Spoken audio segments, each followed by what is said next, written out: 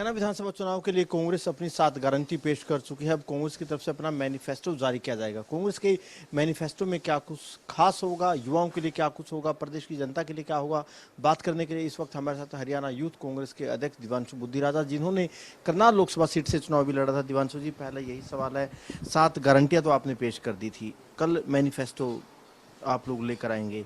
7 गारंटियों का क्या रिस्पॉन्स लोगों में है और मैनिफेस्टो में क्या खास होगा? देखिए, बिल्कुल हरियाणा कांग्रेस ने इन चुनावों के लिए 7 गारंटियों का ऐलान किया है और उन गारंटियों को हम लोग लगातार नीचे धरातल पर लोगों के बीच में लेके जा रहे हैं, जिसका बेहद अच्छा रिस्पॉन्स मिल रहा है। चाहे 350 यूनिट बिजली फ्री करने की बात हो, चाहे संकल्प पत्र के माध्यम से नौजवानों को रोजगार देने की बात हो, हरियाणा के अंदर कांग्रेस पार्टी ने 36 बिरादरी, हर समाज, हर वर्ग का ध्यान रखते हुए इन गारंटियों को लॉन्च किया है। और कल क्योंकि हमारा मैनिफेस्टो लॉन्च होगा, और मैं आपको इस बात से आश्वस्त कर सकता हूं कि कल के मैनिफेस्टो के अंदर हरियाणा के अंदर हर समाज, हर वर्ग का ध्यान रखा जाएगा। और जब वो मैनिफेस्टो आएगा, मुझे लगता है कि वो बहुत ही आकर्षण का केंद्र बनेगा और हरियाणा की जनता उस मैनिफेस्टो पर विश्वास जताते हुए आने वाली 5 तारीख को कांग्रेस पार्टी को मत देगी। आप हरियाणा यूथ कांग्रेस के अध्यक्ष हैं, युवाओं के नाते आप क्या उम्मीद करते हैं कि युवाओं को आप क्या कुछ मैनिफेस्टो में देने जा रहे हैं? देखिए, लगातार कांग्रेस पार्टी ने लोगों के बीच में जाकर उनसे सुझाव लिए, उन सुझावों पर लगातार चर्चाएं हुई मीटिंग्स के अंदर, और उसके बाद ये मैनिफेस्टो को फाइनलाइज किया गया।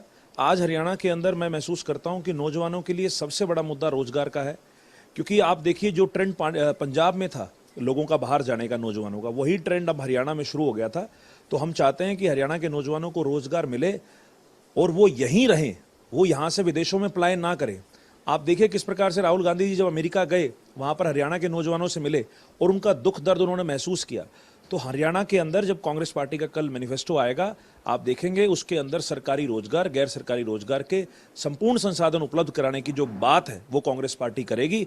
और मुझे लगता है कि हरियाणा के रोजगार नौजवानों को आज सबसे ज्यादा जरूरत है हरियाणा के अंदर स्थापित करने की, यहाँ पर सरकारी और गैर सरकारी रोजगार दिलवाड़ेंगे। आपने रोजगार का जिक्र किया, राहुल गांधी जी का जिक्र किया। कल राहुल गांधी जी की रैली आपकी लोकसभा में थी, उन्होंने भी युवाओं का जिक्र किया। एक जो डोंकी चल रहा है जिस तरीके से, उन तमाम घटना को जिक्र किया। क्या लगता है राहुल गांधी की रैली के बाद जीटी रोड बेल्ट पर कांग्रेस कितनी मजबूत होगी? देखिए, बिल्कुल राहुल गांधी जी के कल असंध में रैली थी, हमारे लोकसभा क्षेत्र में रैली थी, और उससे काफ़ी असर पड़ा है। और मुझे लगता है कि राहुल जी के आने से, एक बार तो जब भारत जोड़ो यात्रा के दौरान राहुल जी आए थे तो हरियाणा के अंदर एक नई ऊर्जा का संचार करके गए थे, और कल जब हमारे यहाँ लोकसभा क्षेत्र में आए हैं उससे काफ़ी फायदा हमारी आसपास की सीटों पर जीटी रोड बेल्ट पे पड़ा है, और जिसका नतीजे आपको 8 तारीख को जब चुनाव के नतीजे आएंगे तब देखने को मिलेगा। यूँ कहते हैं कि चंडीगढ़ में सरकार उसकी बनती है जो जीटी रोड बेल्ट को जीतता है। आप यहाँ से चुनाव लड़ चुके हैं लोकसभा का। इस पूरी जीटी रोड बेल्ट की बात करें, उत्तर हरियाणा की बात करें, ये बीजेपी का मजबूत गढ़ माना जाता था। फिलहाल क्या लगता है, ये बीजेपी का मजबूत गढ़ बीजेपी के लिए कितना मजबूत है? कांग्रेस यहाँ पर क्या कुछ करेगी? लोकसभा के चुनाव में बीजेपी का घमंड तोड़ा था और इन विधानसभा के चुनाव में इनका किला तोड़ने का काम करेंगे।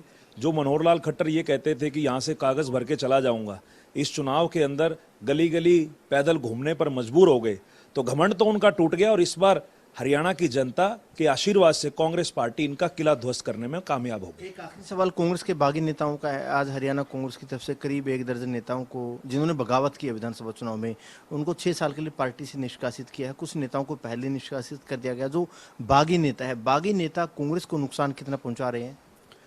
देखिए, कोई भी संगठन है उसके अंदर डिसिप्लिन बहुत जरूरी है, अनुशासन बहुत जरूरी है, और पार्टी ने ये फैसला लिया। हमारे अध्यक्ष चौधरी उदय भान जी के लेटर पैड पे ये चिट्ठी आई है, मुझे लगता है बिल्कुल सही है, क्योंकि पार्टी के अंदर टिकटार्थियों की काफ़ी संख्या थी, लेकिन जब टिकट देने की बात आई तो एक ही व्यक्ति को टिकट मिल सकती है। आज ज़रूरत है हरियाणा को सशक्त करने की, और उसके लिए कांग्रेस पार्टी ने सशक्त उम्मीदवारों को मैदान में उतारा है। और जिन हमारे साथियों ने बगावत करके निर्दलीय पर्चा भरा है, तो उनके ऊपर अगर कार्रवाई हुई है तो मैं ठीक मानता हूँ।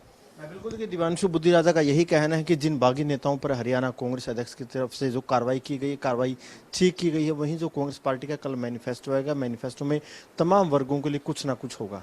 कैमरामैन सुनील के साथ अनिल मोर, खबरें अब तक, पानीपत।